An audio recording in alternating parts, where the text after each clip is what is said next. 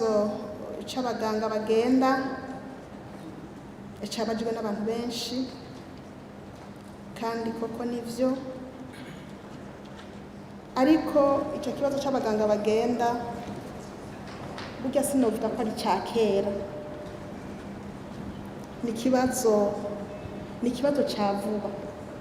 Burya abaganga benshi baba abaganga banonosoye aba twita aba specialiste canke aba baganga baba generaliste benshi batanguye kugenda mu mwaka uheze, mu mwaka w'2020 baragenda kuko ku bwinshi ku matohoza twagize ku bitaro bishika 80 twasanze hagiye abaganga bashika 130, ariko imbere yaho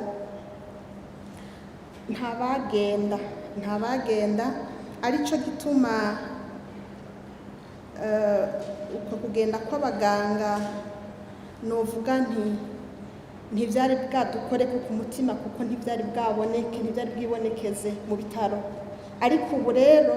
biraboneka. Hari uwatanze akarorero k'ibitaro vy'Imuramvya aho bagiye bose hagasigara umuganga umwe, ubu rero biraboneka, arico gituma mu bushikiranganji bw'amagara y'abantu caciye kidukora ku mutima, mbere turabishikiriza leta. Mu bushikiranganji bw'amagara y'abantu barabizi, leta irabizi, nico gituma twavuze tuti iki kibazo turakizi, turiko turaciyumvira, kandi ni ikibazo gikeneye gutorerwa umuti koko vuba, ku buryo